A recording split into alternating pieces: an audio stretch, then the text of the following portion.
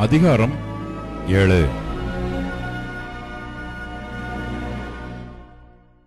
ராஜாத்தியாகிய எஸ்தருடனே விருந்து பண்ண ராஜாவும் ஆமானும் வந்தபோது, 2ஆம் நாள் விருந்தில் திராட்சரசம் பரிமாறப்படும்போது ராஜா எஸ்தரை நோக்கி, எஸ்தர் ராஜாத்தியே, உன் வேண்டுதல் என்ன?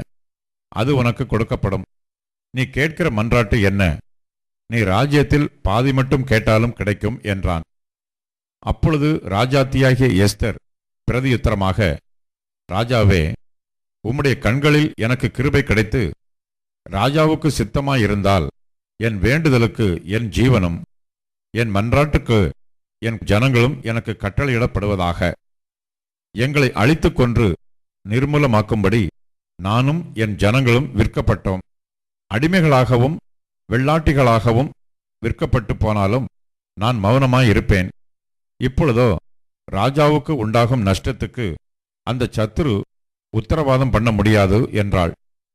அப்பொழுது ராஜாவாகிய அகாஸ்வேரு மறுமொழியாக ராஜாத்தியாகிய எஸ்தரை நோக்கி, இப்படி செய்ய துணிகரங்கொண்டவன் யார்? அவன் எங்கே என்றான். அதற்கு எஸ்தர், சத்துருவும் பகைஞனுமாகிய அந்த மனுஷன் இந்த துஷ்ட ஆமான்தான் என்றாள். அப்பொழுது ராஜாவுக்கும் ராஜாத்திக்கும் முன்பாக ஆமான் திகிலடைந்தான். ராஜா உக்கிரத்தோட திராட்சரச பந்தியை விட்டெழுந்து அரமனை தோட்டத்திற்கு போனான்.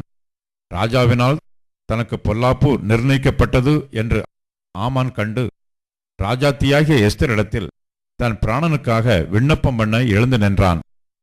ராஜா அரமனை தோட்டத்திலிருந்து திராட்சரசம் பரிமாறப்பட்ட இடத்துக்கு திரும்பி வருகையில் எஸ்தர் உட்கார்ந்திருக்கிற மெத்தையின் மேல் ஆமான் விழுந்து கிடந்தான். அப்பொழுது ராஜா, நான் அரமனையில் இருக்கும்போதே என் கண்முன்னே இவன் ராஜாத்தியை பலவந்தம் செய்ய வேண்டும் என்று இருக்கிறானோ என்றான். இந்த வார்த்தை ராஜாவின் வாயிலிருந்து பிறந்தவுடனே ஆமானின் முகத்தை மூடி போட்டார்கள். அப்பொழுது ராஜ சமூகத்தில் இருக்கிற பிரதானிகளில் அர்ப்போனா என்னும் ஒருவன், இதோ ராஜாவின் நன்மைக்காக பேசின மொர்தெகாய்க்கு ஆமான் செய்வித்த 50 முழ உயரமான தூக்கு மரம் ஆமானின் வீட்டண்டையில் நாட்டப்பட்டிருக்கிறது என்றான். அப்பொழுது ராஜா, அதிலே அவனை தூக்கி போடுங்கள் என்றான். அப்படியே ஆமான் மொர்தெகாய்க்கு ஆயத்தம் பண்ணின தூக்கு மரத்தில் ஆமானையே தூக்கி போட்டார்கள். அப்பொழுது ராஜாவின் உக்கிரம் தணிந்தது.